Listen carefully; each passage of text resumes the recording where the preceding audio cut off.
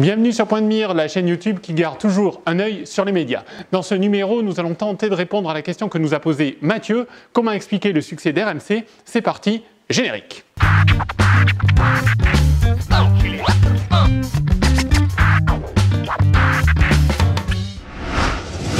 Le succès de RMC est incontestable. Radio Monte Carlo a été créé en 1943 par les Allemands pour diffuser la propagande nazie dans le sud de la France, une situation qui durera moins d'une année. C'est dans les années 70 que RMC connaîtra ses heures de gloire. Grâce à un format orienté vers le divertissement, elle verra défiler sur son antenne Jean-Pierre Foucault, Sacré Jean-Pierre, Pierre Lescure, Julien Lepers, Patrick Sabatier ou Alain Chabat. Dans les années 80, l'audience de RMC commence à chuter, une chute qui continuera jusque dans les années 2000. Son audience est alors de 1,9%. C'est à cette époque que le groupe Énergie souhaite racheter la radio et la reformater, mais ayant déjà trop de radios dans son groupe, la transaction n'ira pas à son terme. C'est Alain Veil qui avait déjà suivi le dossier pour Énergie qui décide d'acheter lui-même la station. Son but, adapter un format américain axé News and Talk en rajoutant du sport. C'est la création du fameux Info, Talk, Sport, RMC, la radio d'opinion. Ce pari risqué va vite s'avérer payant. Le format est important, mais il fallait trouver les bonnes personnes pour l'incarner. C'est ce qui fait aujourd'hui la force de RMC. Des incarnations fortes, comme Jean-Jacques Bourdin qui présente une matinale taillée sur mesure. Celui qui était peu connu avant son arrivée sur RMC est aujourd'hui une des stars de la radio, et il le sait.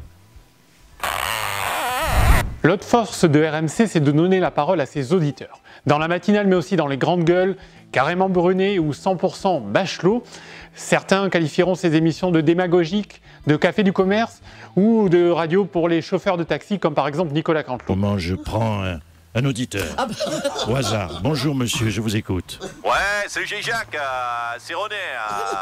Donc je me présente, René, chauffeur de taxi. Et on peut entendre ces remarques, mais en tout cas, les auditeurs savent ce qu'ils viennent chercher sur RMC.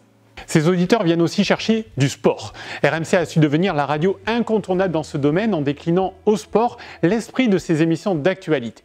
Ils sont allés chercher des consultants connus et forts en gueule qui incarnent leurs émissions comme Roland Courbis, Jean-Michel Larquet, Vincent Moscato ou, depuis quelque temps, Christophe Dugarry.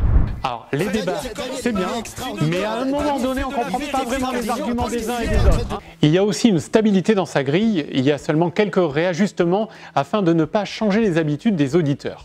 C'est grâce à tous ces ingrédients que RMC a atteint un score de 6,7% sur la vague janvier-mars 2007, soit une augmentation de 252% depuis la reprise en main par Alain Veil.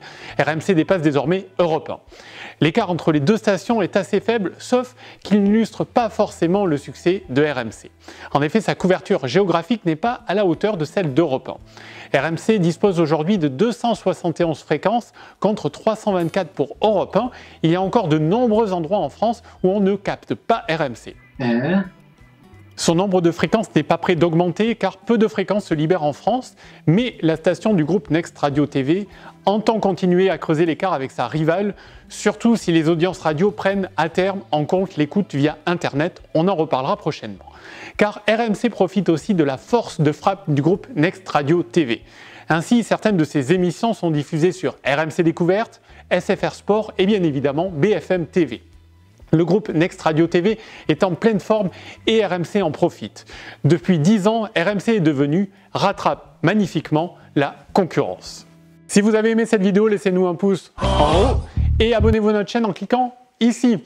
Vous pouvez aussi nous poser vos questions et nous suivre sur les réseaux sociaux car pour vous, nous continuons toujours à garder un œil sur les médias.